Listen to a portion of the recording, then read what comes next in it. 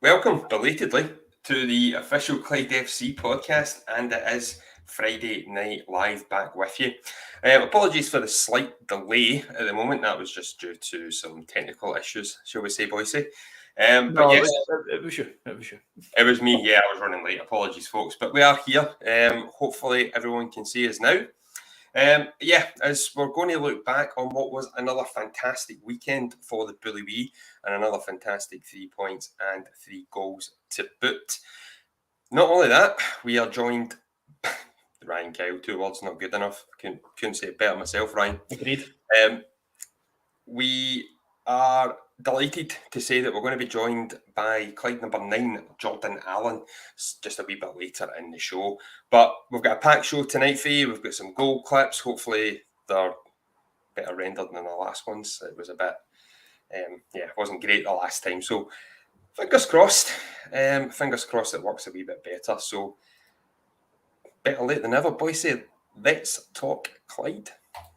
Absolutely, and what better time to talk Clyde than when we're second in the league, scoring for fun, and we have the League One top goal scorer. It's just a good time to be a Clyde fan. It really is. So let's just dive straight in then to last weekend. Clyde 3, Kelty Hearts 0. Boise, what was your overall feelings after the game, other than pure unadulterated joy? Yeah, well, first of all, after the game, I was taking in fluids because that sun was an absolute scorcher. So fair play to all the players for absolutely putting all their effort in. But no, going into the match, in a positive mindset, knowing we should have probably taken full points from Peterhead the week previous, but as a positive, plenty of chances created in that one.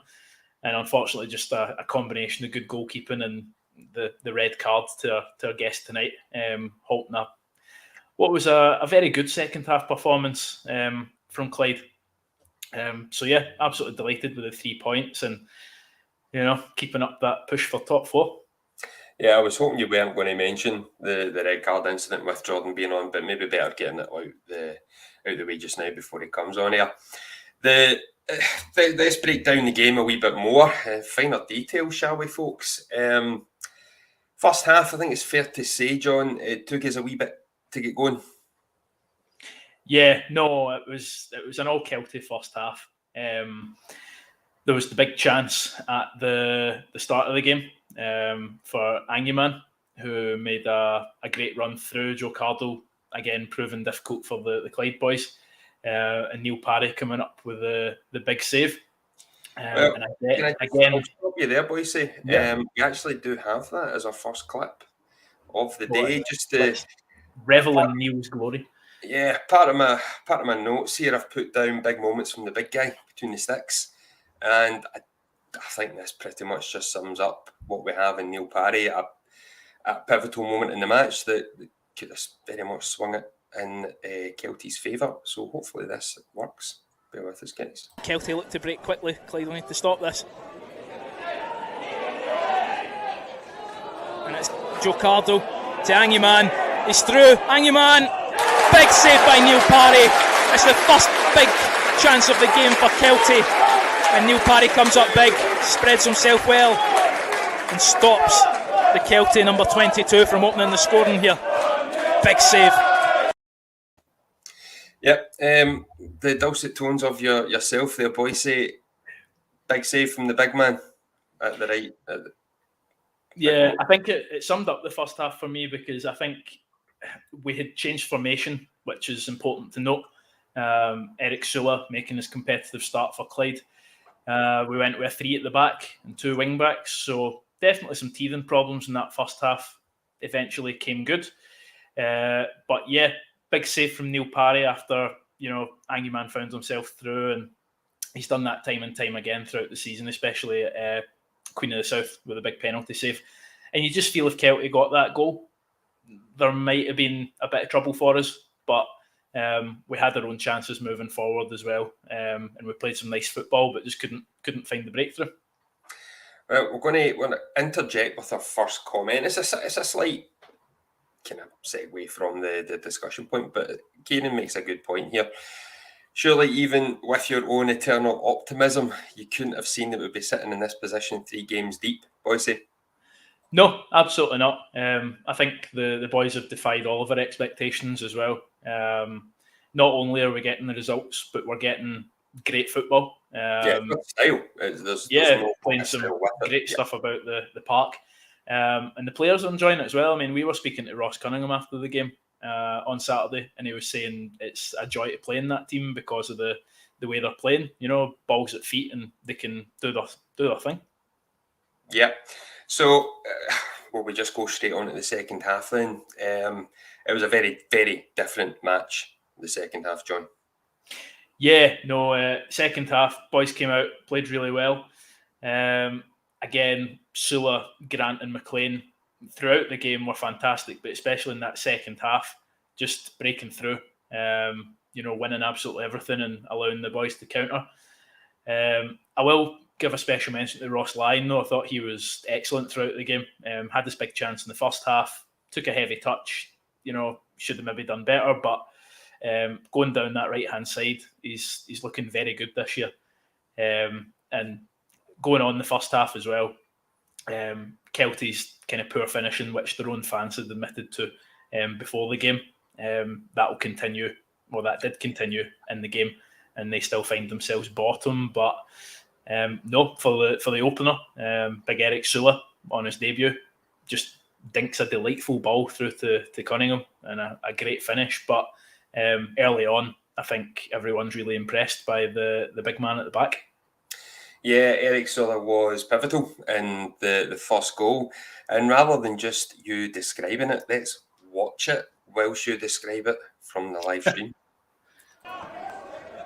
Oh, Lions there at the critical moment. And as Sula shrugs off Joe Cardle well. Sula plays it through. Ross Cunningham's in. Chance for Clyde. Oh, it's over. Oh, it's in. And it's a goal for Ross Cunningham. And he gets his fourth of the League One campaign. And look at the joy on Cunningham's face. Fantastic finish from place number 10. Well, he said at the start of the season he wanted more goals, and boy, has he shown that here. A wonderful ball through from Sula initially after he displaced Joe Cardle, put him on the ground. Cunningham made a touch. The onrushing Darren Jamieson, well, he couldn't make a touch. Ross Cunningham 1, Clyde 1, Kelty Hearts 0. Yeah, fantastic pass through by Eric. I think Danny, was it before the game, mentioned that his English isn't too good, but his Scottish is coming along great. I think it's fair to say his passing ability isn't bad either. His through balls are excellent. No, good to see. And, it wasn't only that he dinked the ball through, he literally put Joe Cardle on the ground, and I think that's what we'll get from him. He's a big, strong boy, and he looks like he can, he's got a bit of technical ability as well. So excited to see more of Eric throughout the season. Yeah, and hopefully tonight's guests will enjoy the same service from Eric and the rest. Jordan is waiting in the wings, folks, so we will try and get through this barrage of last week's clips. It's always good to look back on Clyde goals. I don't think any Clyde fan will deny us this pleasure, Boise, surely. No, it's good. We're free scoring for fun. So, yeah. So the second goal took a wee bit to come. It wasn't without trying. I think Mo Gomez had possibly the best chance out with the goals that we scored, forcing the Kelty keeper into a fine save. Yeah. Just a quick word on Mo. He looks fitter than ever now at the ripe old age of 37, I believe. Still younger than me, but in footballing terms, certainly in the twilight, but he looks fitter than ever, John. Yeah, we were talking at the start of the season if Ray Grant and Mo Gomez could coexist in that maybe defensive midfield part, but I think Mo's coming out as an attacking mid this season. He's been phenomenal. He's actually League One's top assister with a couple. He's got 2 assists this season already. So looking like a great start for Mo. And as we were speaking to Ross on Saturday, he was quite shocked seeing Gomez keeping up with him for the third. Yeah, it was relentless. To be honest, when I saw Mo leaving, I was just surprised he drove home. I was just expecting him to jog it, because the boy, the word that you love more than any, engine. The boy's got a Rolls Royce engine, if that's the case. Just constant on the move. Yeah, you've got a wee word for your commentary here there, boys, say from Brian. Oh, it's over. Oh, it's in. Is my new favourite piece of football commentary. I meant over the keeper, not over the bar. I saw it was going in. Of course you did. Of course you did. Right, almost that we get a goal here. Andrew's making a good point, and he certainly came close twice, I think, as well. He did have a volley from outside the box as well. The third goal, if the second goal didn't kill it, John, the third very much was that wee cherry on top. And much like a lot of the football we've seen this year from the Bully, we are devastating on the counter-attack with the pace that we have. It is frightening, the pace that we have. Yeah, no, it's great. I mean, I can't believe you've just skipped over the second goal as well. Coming back to it, I haven't forgotten, honest. We'll bring them as a package deal, right? So both goals, great counter-attacking goals. The first one, catalysed by Liam Scullion, who looks an absolute steal, to be honest, from Fauldhouse. He's got energy, he's got drive. I think Matthew Muir described his pace for that goal as alarmingly quick, which is probably one of my new favourite phrases. But yeah, he was great, and especially for the second goal, eerily similar to the goal we scored down in the Borders against Queen of the South. That going down one wing, passing it across, having the composure and patience to look for the right pass rather than just panicking and shooting. I'm all for a shot when we get in the right areas, but we're just making the right pass at the right time. And I think that's something that Danny and the boys have obviously worked on in training, because you can see it's coming to fruition. Yeah, I think even you look at some of the earlier, even the disappointment at the Bonnyrigg game, if you look at that, the signs were there. It was just, I think Danny alluded to it was making the right decisions, especially in the final third. We were seeing a lot of really good passing, good ball retention, but in that final third, it just wasn't there. But it's fair to say that since the start of the league campaign, we're getting it right, and we're getting it right near enough most of the time. Yeah, no, absolutely. And when you've got players like Scullion, Cameron, and Ollie McDonald as well, I know he's in a bit of rotation, Ollie just now starting, but when you've got boys like that to bring on, opposition teams will not want to see them, because they are, 100% going in for everything. And Ewan Cameron's desire to get into the box for that second, resulted in him getting a goal and a cracking finish past Jameson as well, who's a very good keeper in his own right. So very happy to see those three doing well.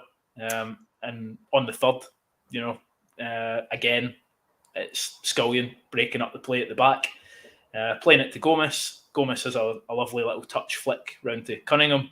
And if you've seen the club's latest TikTok, which is a new platform we're adventuring into, I've got no idea on TikTok, Paul. I feel 30 now. What was the TikTok described as? I am speed for Ross Cunningham, and that's exactly what it is. Frightening, but the very clever Mo Gomez, his sprint forward took their defender out the game and didn't allow him to double up on Cunningham, which allowed them to have the finish through Jameson's legs to finish the game. Yeah, well, let's have a wee quick look then for the second and third goals. We'll start with the second goal, and Liam Scullion's alarming pace, was it? Don't blink. Don't blink or you'll miss him.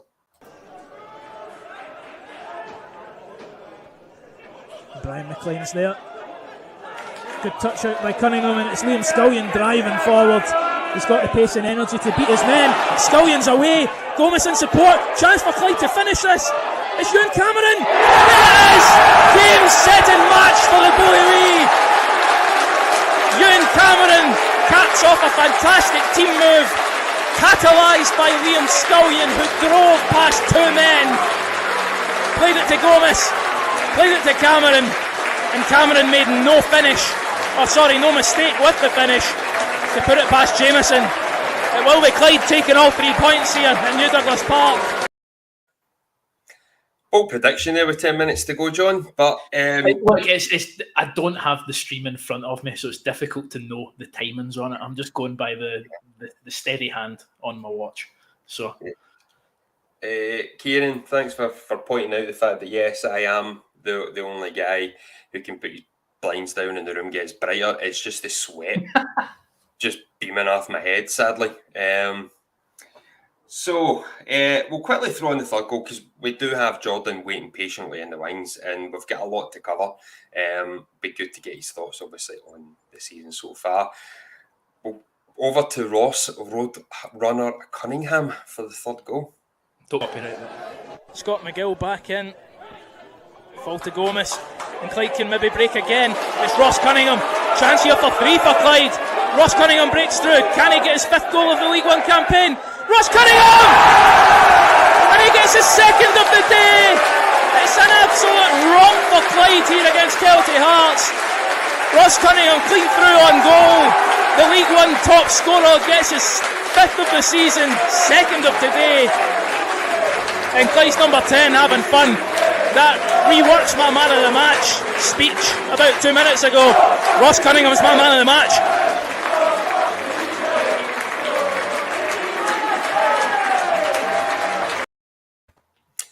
And I think it's fair to say the Clyde fans felt that it was an easy day at the office for the boys. Yes. So, yeah, it was a fantastic performance. 3 fantastic goals, each having their own merits. And it left the Bully Wee second in the table. Unfortunately, Dunfermline scored quite late in proceedings. However, yep, second in the table, 3 games in, undefeated, top goal scorers in the league. It's not bad, eh? And in the comments as well, Ray Grant, or Ryan Grant, as you call him, Paul, has been absolutely outstanding. What a find this season Ryan Grant's been. Yeah. Ray's all right as well, yeah. He's been phenomenal. Words fail me on Ray Grant. His midfield play has been amazing. And all the Clyde fans obviously loving to see him back. Not only have we got a model for our kits, but we also have a fantastic centre mid. Yeah. What are your thoughts on Ray Grant this year, Paul? Superb. Yeah. There seems to be it's just a match made in heaven for me. I know Ray didn't have a particularly kind of good time last season at Stirling. I couldn't even kind of contemplate the reasons behind that. However, Ray Grant in a Clyde strip, it just works. And I don't just mean aesthetically. There's something that he's just a class act for us. He always has been. It's very, very difficult to pinpoint a match where Ray Grant had a poor game for Clyde in his 2 stints. No, I know, absolutely not. He's just, when he puts on that red, white and black, just becomes a different animal. And as we've been teasing on the podcast, I actually think it's Andrea Pirlo just come out of retirement, to be honest. But no, long may it continue, and we've got a great chance to extend that unbeaten run in the league. How good does that feel to say tomorrow against Montrose? It sounds marvellous, quite frankly, with you, John. Be a tough game. However, we will cover that off with tonight's guest. Very, very quickly, we're going to do a very short news segment that we're going to do on a weekly basis. And we have rather imaginatively called this 12th Man. This will just be a new feature in which we hope to recognise the support that fans give. And primarily, we're going to look at the player sponsorship scheme, if you want to call it a scheme. And this week, we would just like to call out the shirt sponsors of Ewan Cameron, and that is the Glasgow branch and Stuart Payton. Thank you to both the Glasgow branch and Stuart for your continued support of the club. It is very much appreciated. Now, he's been waiting very patiently in the wings, and that could probably be said for last weekend as well. He would have been having itchy feet wanting on the pitch. We are delighted to say that we are about to be joined by Clyde's number 9, and we're going to use some more video footage, because why not? Here is the man doing what he does best.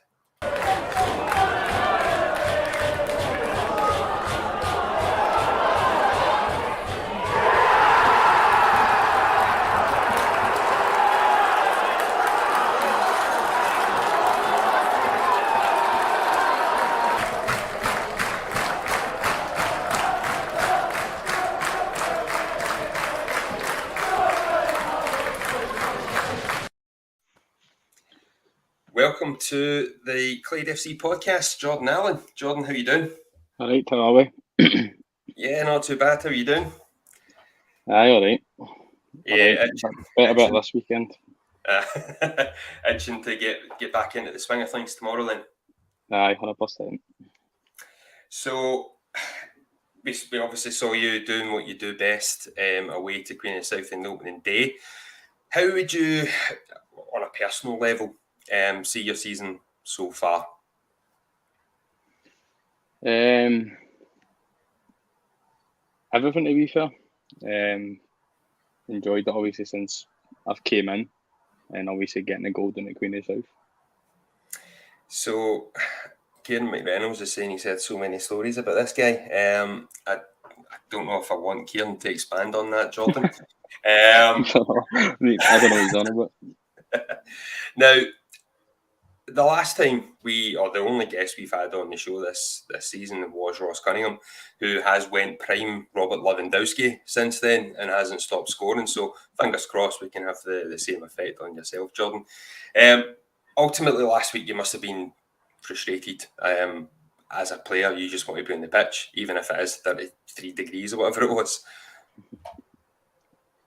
Aye, obviously it was frustrating, but the boys done really well. It was a good performance and obviously a good scoreline, 3 points at the end of the day. So got to be happy for them. Obviously buzzing myself, and obviously the performance as well was very good. But obviously it is hard when you're watching for the stand when you really want to be on the park.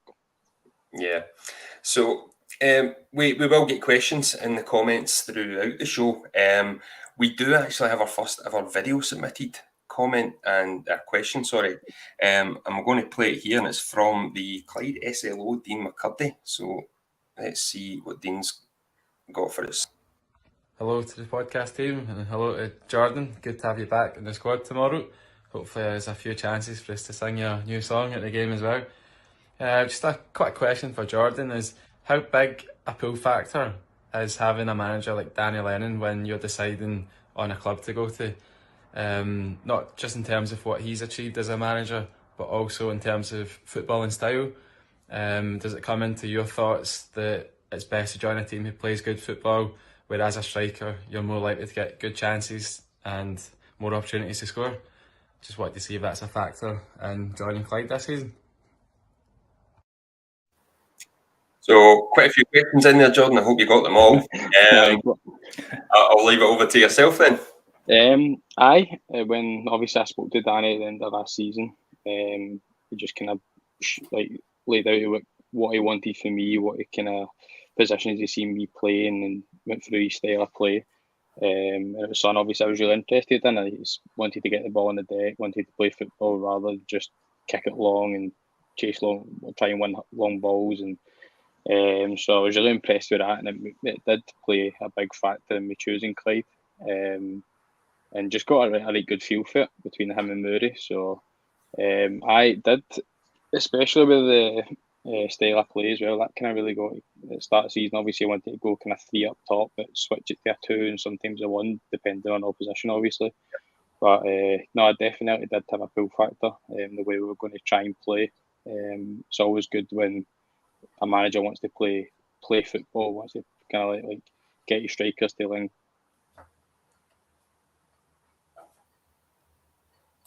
Oh, I'm not sure if may have just lost Jordan. It's the curse of Graham Murray's came back to strikers. Graham in the comments. Bear with us. I will just see what we can do. But yeah, maybe while Jordan's away and you sort him, we can talk about Montrose. Oh, Jordan, you there? Yeah, I think. Aye, there. Yeah, we lost you midway there. So yeah, you mentioned obviously that having Danny here was a big kind of sway in joining the club. What are Danny and Alan like as a duo? Is it good cop, bad cop, or is it good cop, mad cop? And more so in Alan's case. I kind of it's a good kind of mix between both. Do you know what I mean? Like I like that the both of them are quite hard on me personally. I think that kind of gets the best out of me. But the both of them are kind of down to earth, and if you need like told, you'll be told. But if you need a wee arm around you, you'll get the arm around you. But no, it's good. There's a good mix between both, and I think obviously they work well. Sorry, boys, I cut you off as well. Yeah, no, that's all right. I was just going to say, obviously, Danny and Alan will have their own kind of squad goals for the season. Have you set yourself any personal goals for the season at all, and what you kind of want to achieve with Clyde at your time here? Obviously, as a striker, always kind of set personal goals. Obviously, we like scoring goals and stuff. But like assists as well, goals and assists, I'd always say. But that's kind of like really my personal goals. Even just being consistent as well, and try to help the team as much as possible. And I think that's probably with everyone in the team as well. But it's a good mix of boys and a good group. So I think we're all kind of pushing in the same direction. We're all in it together. Yeah, I think that's really important that you've said consistency, because for anyone watching Clyde over the years, you find that consistency, is sometimes lacking, and it's maybe consistently inconsistent. Yeah, you need a good consistency in a league such as this year to do anything. So yeah, absolutely great. And for any fans who maybe haven't seen you play yet, what would you say are your best attributes and your playing style? Probably like obviously scoring goals, linking the play, working hard, tackling. If I can say that. No, just like kind of all round as well, but mostly like kind of fox in the box kind of thing. But obviously as a striker, you want your striker scoring goals, so I'd probably say I'd be with that. Okay, we've got a few comments and questions coming in. Ryan Kells asking what kind of thoughts on the vocal of the fans in the away game at Queen of the South on the opening day of the season. It wasn't, I think, just a good performance on the pitch. I think the fans put on quite a performance in the stand as well. 100%. Fans were great that day. They've been great kind of every game. Always showing us support and singing as well. Obviously, my song, I couldn't really work it out when I was playing, but near the end of the game, I kind of worked out the lyrics and that. It's quite good actually. We'll get Dean to send you on an audio file of it as well. I'm sure he'll be happy to record it for you. Another bold question here from Ryan. Who do you think are biggest challenges for the League One title are? It's good to see Ryan's not getting carried away with Love that optimism. Obviously, it's a very tough league. Very tough this season. It's probably one of the toughest. When you see the teams that are in it, obviously like Dunfermline, Queen of the South, Airdrie, Falkirk, they're all kind of challenging. Do you know what I mean? Like I couldn't really pick one. I just think it would be like a very tough league, where there could be a few up there. But it's just one of them. It's just how it pans out. I don't know. It's just what it's like. Obviously, the results they change. You don't expect some of the results. Like obviously, when the teams like obviously Queen of the South drop them down and then we beat them, like, it's probably most people wouldn't have had us to beat Queen of the South. So it would only really be us in the changing room that kind of thought that, and obviously the Clyde fans. Yeah. But if you look at it from everybody else's point of view, they probably had us beat. Do you know what I mean? Before the ball was kicked, but I think that kind of spurs us on as well when people have kind of got us beat before the ball was even kicked. I think that kind of helps us, especially in the changing room as well. But I couldn't really pick one to be challenging. I think we mentioned it, John, probably before the opening game of the season. It's almost a championship feel to this League One. You could easily pick the vast majority of the teams, slot them into the league above, and they'd be more than likely wanting to be doing well in that league as well. So it's probably the toughest League One in many, many, many years. But for ourselves, is it maybe about trying to stay under the radar just now and not then be the ones that people are gunning for? People will rightly look at our early season form and take note. But at the same time, hopefully people do keep writing us off if it is being used as kind of motivation for you and the boys. Aye, obviously, people, as I say, people probably had us beat before the ball's even kicked, and putting us down for this, and they'll finish here, they'll finish there. But again, it's not really about the outside people think. It's more about us in the changing room and the boys as well. So it probably will be motivation for us, from a personal point of view anyway. But probably with the start that we've had, maybe teams will take us a bit more seriously than they did at the start of the season. Yeah, and I think if you look at our forward line, Jordan, how easy has it been to kind of strike up quite a good kind of relationship already with the likes of Ross and young Ollie as well? Has that been just quite seamless for yourselves? Because it does look as though that you seem to work really, really well. Yeah, I think it's a bit of a combination. Like the threes are kind of different strikers. There's kind of different styles of play. Obviously, sometimes I'll come short, Ross or Ollie will go long, or either or. Do you know what I mean? So it has worked really well, and it's down to kind of training as well. Working as a group in training. Obviously, the strikers kind of go with Murray sometimes and work on different stuff. Then patterns of playing that as well. So it does help, but I think we have gelled very fast, like in a kind of short space of time, and hopefully it'll only get better with the more minutes that we play together. Right, Ryan's coming in with the hard hitting questions again here, Jordan. So you'll need to find them if you're getting fed up of this. Are there any teammates that you think are a proper standout that you really enjoy playing against? Alongside, not against. Yeah. Alongside. All of it be for everybody's kind of stood out and like kind of stood up. Like even like the boys who having me starting and coming on and stuff. Everybody's kind of step up to the plate, but probably playing alongside. I think I've got a good connection with Ross. I just think it works well, just like different the way we play. But then, as well with Ollie, like against Morton, you've kind of seen it. That was like the only kind of first time we played together, but we seemed to make it work. And obviously, Ollie's got his goal felt like linking up. So anybody along the kind of front three, like I personally playing alongside, get a good relationship. Everybody's been a standout. You can go through the full team, and everybody's played a part in the first 2 or 3 games of the season. Have you got a wee competition between yourselves? Who's going to bag the most goals this season, or are you keeping that in the training ground? Nah, when I say it's a competition, like obviously everybody else scores. Aye, like there's got to be competition in the squad between obviously strikers in general, but it's good to have competition because it kind of pushes you on as well from a personal point of view. But no, I wouldn't say there's competition in that way, but I'm sure there will be. There's always be competitions in training and that, so the shooting drills. So. Right, a light-hearted question to break it up from Ryan. Your knee celebration on an AstroTurf. I'm surprised that Alana didn't clip around the ear. After that, did it hurt? Because it looked agony. See, to be fair, the part was wet, and that's how I slid a good bit, but my knees were in tatters the next couple of days. So it did hurt.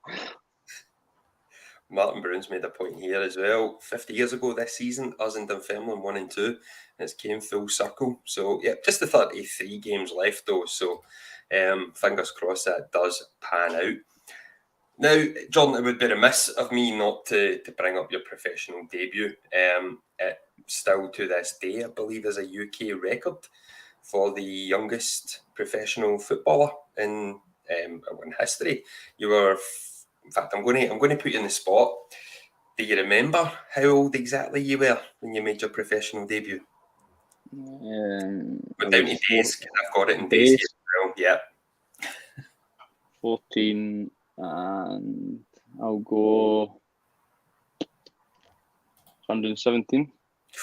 189 days. I've got it. Well, that was after then. That's Wikipedia, and we know how wrong that is. We'll go with 14. Whatever you say. Can you remember much about that? Because I mean, I don't remember 2 weeks ago. And for yourself, it's not as if it's actually that long ago. I think it was 9-10 years ago. You're in quite a unique position that you've played 10 years professional football and you're still in your early 20s. Aye, it feels ages ago, trust me. A lot's happened since then. I can remember it. We just came off of school, and obviously I'd been like training with like the first team and that. Like Obviously training my own age group and then reserves. Then I played a couple of times with reserves. Then came off your school, and like Jimmy Boyle, the gaffer at the time, had texted me and just said, how something along the lines of how you feeling or something. I was like, aye, fine. He's like, all right, shirt and tie, 1:30 tomorrow. And I was like, I'm just gonna ask, what do you mean? He's like, you're in the squad, like 1:30 at the stadium, shirt and tie. And I've texted him back, am I starting? So he just says, you're in the squad, obviously. And then after that, it was just really, I couldn't believe it, to be honest with you, but it's a long time since then. Who was it you gone against? It was Livingston. Livingston? Yeah. Do you remember how many touches you got? Or anything? I don't have the stats, but was it, how daunting was it? Or did you just think, I'm just going to go there and make a name for myself? I just kind of took it my stride. I'm like that. I don't really overthink a lot of stuff. Just kind of take things as it goes. But it's just take one step at a time. I had about 5 or 6 touches or something. A shot, a couple of passes, a tackle. It's a good shift. It's not bad. So yeah, from there, it's fair to say that your career obviously then kind of escalated quite quickly. You got moved down to Wolves. Can you give us a wee bit of kind of background how that came about? Obviously, you were still very young at the time as well. Wolves weren't the only team. I was meant to sign with Fulham at the time. That was the first kind of one. And obviously stuff happened back behind the scenes, and it kind of brought down, changed owners and stuff. So most contracts get kind of put on hold. And then I was in it a couple of clubs, Liverpool, and Spurs, and obviously Wolves at the time as well. Liverpool offered me, but the academy manager ended up going to Rangers, and everything was just happening so fast. And then I went down to Spurs and Wolves. Got the feel for Wolves. It was a right family club at the time, and I chose to sign with Wolves. So how did that work then? Did you almost relocate then down to the area? Obviously, given that you were in your mid-teens at the time, how was it, when you signed for Wolves? It was good. I moved in with a family, really nice family, still keep in touch to this day. So they made it very easy for me to kind of settle in. It was like kind of home for home. It was good. I loved every minute of it staying there. And obviously I still speak to them to this day. It's good. I built a really good relationship with them, became really close. Obviously you're going to do that over 4 years, but you spend a lot of time together, so it's good making a welcome into the family as well. So that it definitely made it a lot easier, especially for my mum and dad as well. When they know that they've got the kind of people looking after you, it definitely helps. Yeah. So in your time at Wolves, were there any players that kind of stood out to you and helped with your football development? Because it can't be easy, obviously, going down into a big championship club at the time and that young, trying to kind of set your way. I wouldn't say like kind of helped me in that kind of way, like with football kind of things. It was just like I was close with kind of Kev McDonald, who was obviously at Dundee and Wolverhampton Wolves as well.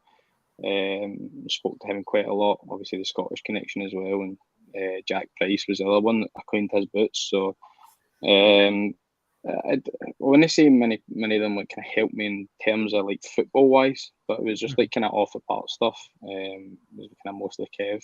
He was really good to me. Michael Alexander here is asking if your roommate from Wolves still play football. One of them, well, 3 of them do. One of them's Connor Ronan. He was in one at St Mirren last season. Yep. And the other one's at Kettering, and the youngest one who I was staying with at the time, he broke into the first team, so he's still in and around the first team at Wolves. So we look. Nice one. Do you want a name drop? Because it's always good for a name drop, Jordan. Who was that? Luke Cundle. Go look out for him in Match of the Day, folks. Sorry, boys. I'll let you take over again. I'll get a quick drink. Yeah, no, absolutely. So after your time at Wolves, you returned to Scotland with Airdrie, and then moved on to Cowdenbeath. So that's where you've scored the most goals of your career to date. We're hoping that changes this season with Clyde, of course. What was it about that setup that kind of helped you get that goal tally? Is it just natural progression, learning things, or something specific about that Cowdenbeath team? The big thing that I kind of took for Cowdenbeath is it's all about 3 points there. Like when you're playing academy football at like Wolves and that, if you get beat, it's unlucky next week, that kind of stuff. But at Cowdenbeath, it was more like you need the 3 points on a Saturday, and that's when I reckon I really had to grow up. And obviously, Fozzie, Gary Bowen, and Flaxy helped me with that.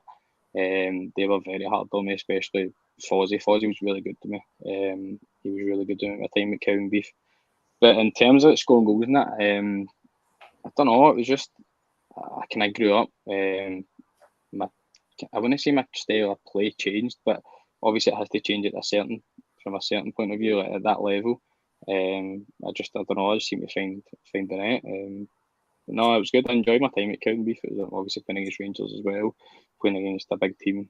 You take like that experiences as well. Obviously, it's a big occasion for teams like that. Do you know what I mean? So you've got to like kind of grow up and you've got to like take in the occasion. So no, it was good. I really enjoyed it.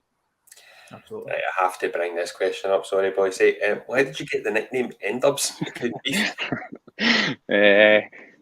When I first signed, they brought out a pair of headphones called Cowden Beats. So I had to model them when I first went. So, they were calling me the guys and that on the boardroom. I called me N-Dubs, so he still calls me that to this day. Right, if the commercial department are watching, maybe missed a trick there. Just looking at, there's quite a few questions coming in here. Andrew's asking, least favourite away ground you've played at? Now, it can be from your time north or south of the border. Don't know, it's probably going to be Albion Rovers, isn't it? Probably say Albion. It's not great. The pitch. Not great when it's wet. Yeah. I'd probably say Albion Rovers. We won't ask for any meat on the bones on that one. Are Danny and the boys hungry for a Scottish Cup run this season? Has that been any kind of discussion? Obviously, the Cup draw is months away yet, but obviously the Cup run, get through the first round, I think, for ourselves, and then it's the big guns come in, your top flight, Celtic, Rangers, etc. Now, obviously, if the chairman's watching, he'll be like, yes, get through and get a big gun, hopefully away from home as well. But for the boys as well, you just want to win every game, obviously. But at the moment, is the focus still on the league, or do you allow yourselves to... It's on the league. We kind of spoke about it in pre-season, and they just kind of reiterated that obviously last season's cup run went great. Disappointing results this season. Like that's the kind of, but you want to play in Scottish Cup games. You know what I mean? You get the chance of playing against big teams, big stadiums, and obviously it's good money for the club as well, especially if you get a big team. Yeah. And obviously it's a good experience from a player's point of view. And if you get a TV game, then again it's an added bonus. So it's not really been spoken about much, but it just kind of reiterated about the bad results kind of last season, and it doesn't really want to go through that again. So, but I think near the time maybe that it might be spoke about, and obviously things like that. Yeah, obviously the club did have a particularly disappointing cup campaign last year, and I think the less said about it, the better. So my blood pressure doesn't go too high. My face is red enough through this room because it's an oven. Ryan Kyle, and my another question: best player you've played against, Jordan?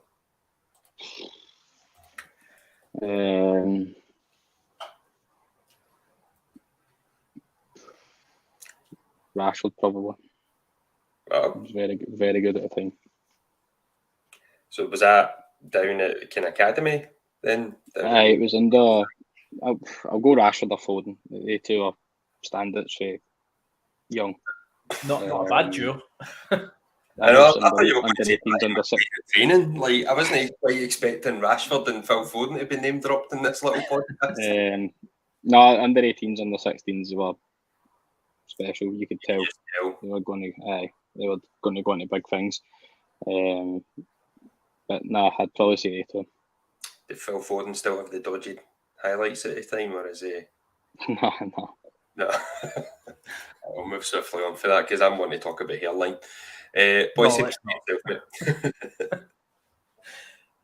not. So on to tomorrow, of course, in Montrose. Have you got any fond memories of playing against Montrose, Jordan?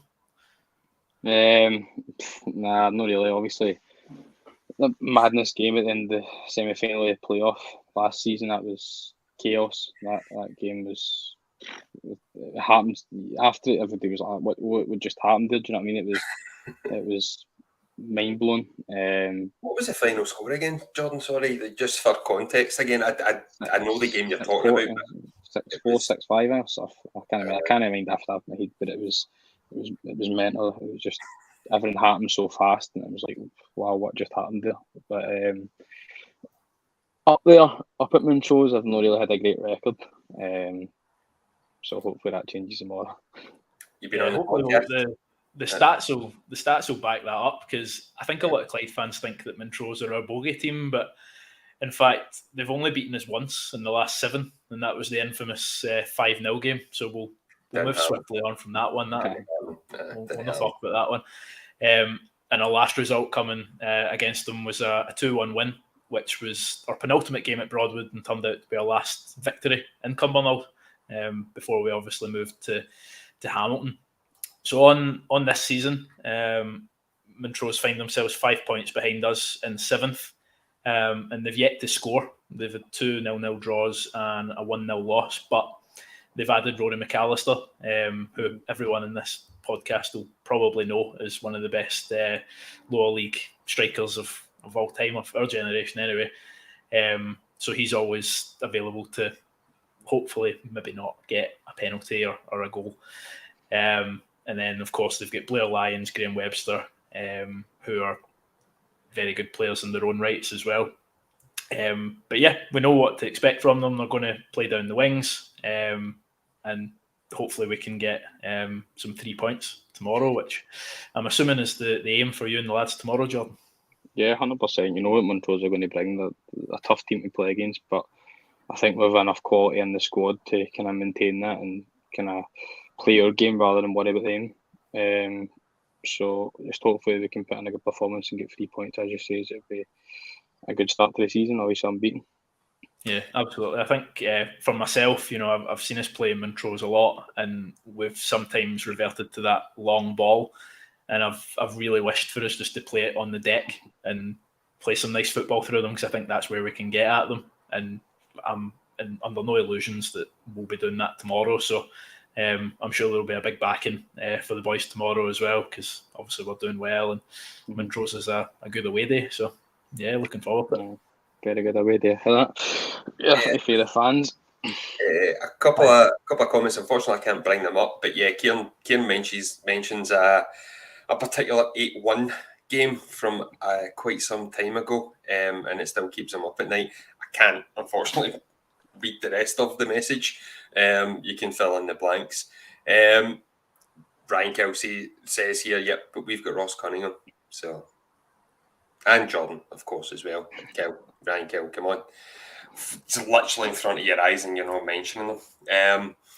So, yeah, boys, you mentioned guys like Rory McAllister, so goals will not be an issue longer term for Montrose, but we're hoping that our new backline, which, other than the first 20 seconds away to Queen of the South and 3 mad minutes against Peterhead, has looked pretty tight.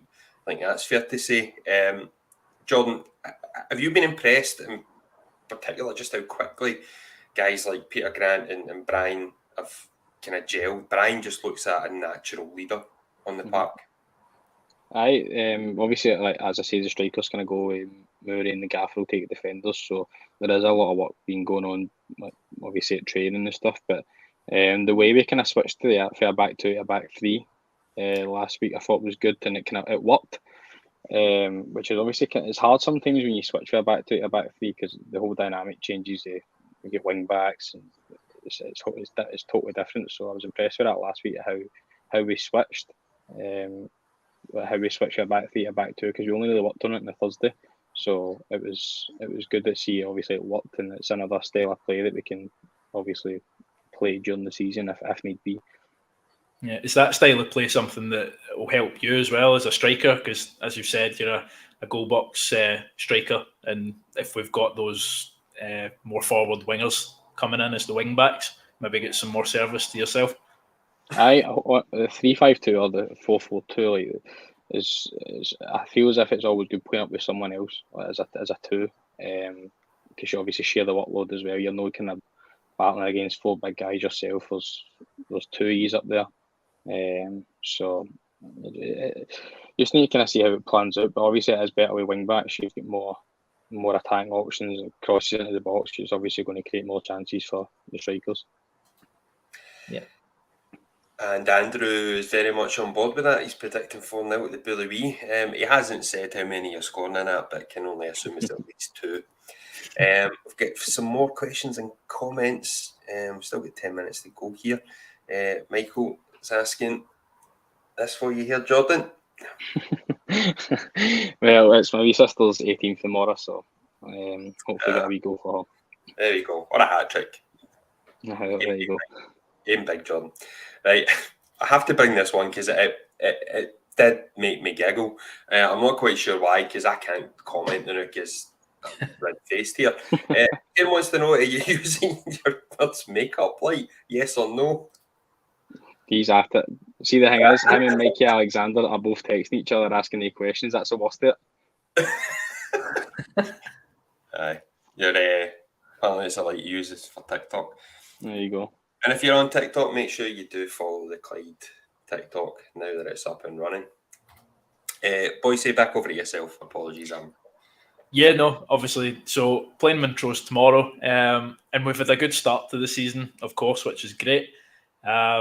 We've been playing, teams that have maybe came up from the league below. So I think the next run of games is going to be really crucial to see where we'll sit. We've got Falkirk, Queen of the South, and Fairmlin coming up in a triple header pretty soon. So, Jordan, you think the boys are looking forward to testing themselves against the so-called big teams? And a wee follow-on question as well. The whole full-time, part-time argument, part-time teams can't compete against full-time teams. Where do you sit on that? I don't think we really thought about it. It's just kind of one game at a time. Take Montrose, get Montrose out of the way, then we move on to the next game. We don't really look too far ahead of us. But as for the part-time, full-time kind of thing, I think we've proved against Queen of the South that we can handle ourselves against full-time teams. But it does make a difference at some stage. Obviously, these boys are working with each other day in, day out. So we're only in, obviously, Tuesday, Thursday. So it's like 2 hours Tuesday, 2 hours Thursday. So it must be hard for the gaffer to get Gaffer and Murray get all he needs in the 2 sessions, whereas obviously these managers have got them 3-4 days a week, so it'll make a difference in that sense. But we don't really look too much into it. I think we just kind of focus on our game rather than who we're playing against. Obviously, they've got some aspects like set pieces and stuff where you need to look at and the way they style of their play. But personally, I just kind of look forward to what we're going to do rather than focus on other teams.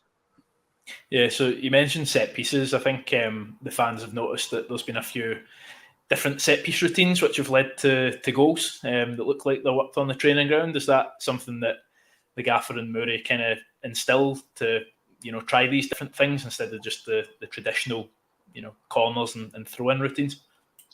Aye, but since we started, I've not stopped hearing Ray Grant going on about his cross against Queen of the South. Left foot shank, honestly, and he's claiming it's a great cross. I can't believe it. But now we've been working on them and training, and hopefully we can keep getting joy from them. Obviously, goals are a wee break of the ball, which leads to a goal. So they're working now. So hopefully we can keep them going. So was that feint that Ray done for that? Was that worked on, and it wasn't just that they messed it up? No, it was worked on. I did want to give him the benefit of the doubt, but I just wanted to check that. Just a couple of things just ahead of the game tomorrow, just to call out the travel issues. There are no trains going to Montrose. Thankfully, however, I think Dean is saying here that there will be still a big support going up. The Glasgow branch bus is sold out and everyone's looking forward to it, and I'm sure the guys will make it as noisy as possible.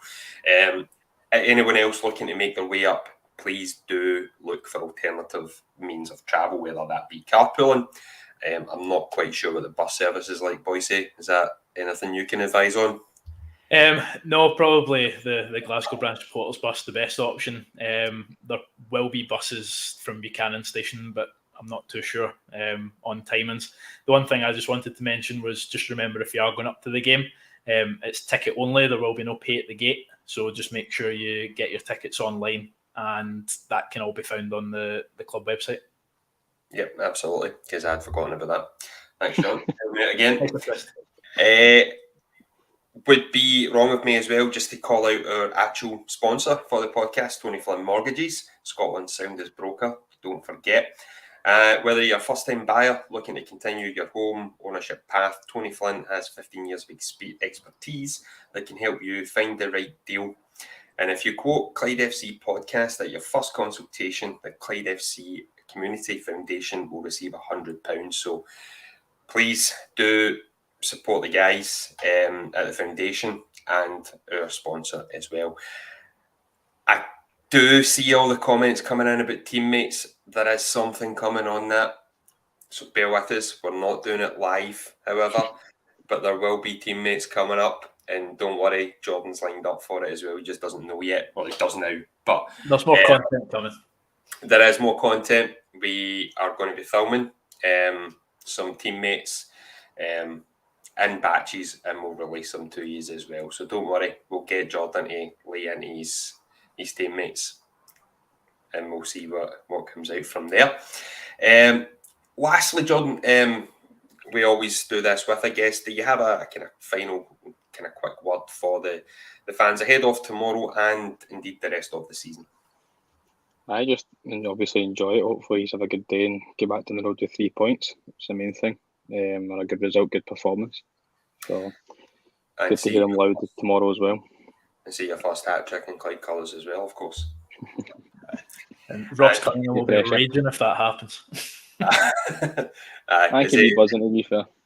He was still raging about his penalty miss last week, even though he just bagged it. Listen, we all miss him. I said that to him. No, absolutely, yeah. But that's where we are. You score a double, then you're gutted. So I think there could be worse things, but hopefully the hat tricks come flowing throughout the season. Hopefully. Absolutely. So then all that's left for me to say is a massive thanks again to Jordan for joining us. We really do appreciate it, and thank you everyone for your comments. And yeah, it's been a particular lively show. Thank you everyone. It's great to see. We will be back at the next next Friday. Until then, come on the Bully Wee. On the Clyde.